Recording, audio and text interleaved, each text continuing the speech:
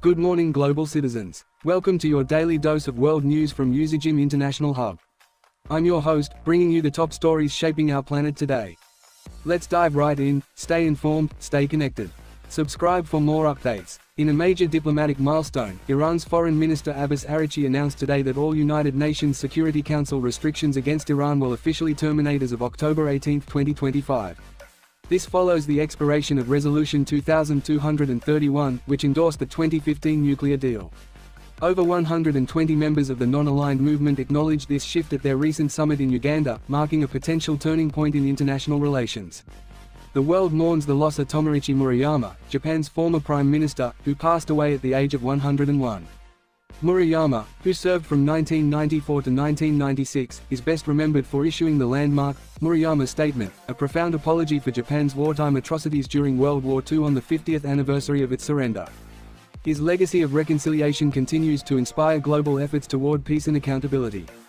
Tensions flare on the Pakistan-Afghanistan border as Pakistan launched airstrikes on Afghan soil late Friday, killing at least 10 people and shattering a fragile two-day ceasefire. Officials report the strikes targeted militant hideouts, but the action has raised fears of renewed cross-border conflict in the volatile region.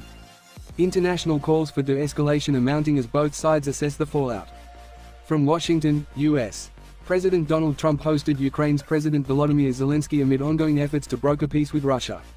Trump expressed caution on supplying advanced Tomahawk missiles to Ukraine, stating it would be premature without first securing a broader deal. The bilateral talks, joined by European leaders, underscore the high stakes in resolving the protracted conflict and preventing further escalation. France's political landscape stabilizes after the National Assembly rejected a no-confidence motion against the government by a narrow margin, falling 18 votes short of the 289 needed to oust it. Brought by the hard-left France Unbowed Party, the vote highlights deepening divisions over economic reforms and foreign policy. Prime Minister, name if available. Otherwise skip vows to push forward with stability at the forefront. World leaders convened in Geneva today for a pivotal climate change summit, aiming to seal a landmark global emissions reduction pact.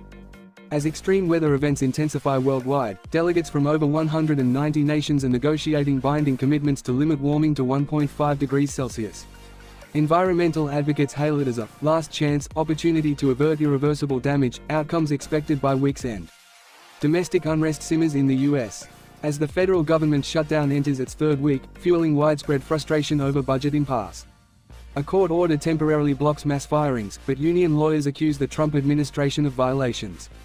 Meanwhile, millions are expected to join No Kings rallies this weekend against perceived overreach, echoing calls for accountability.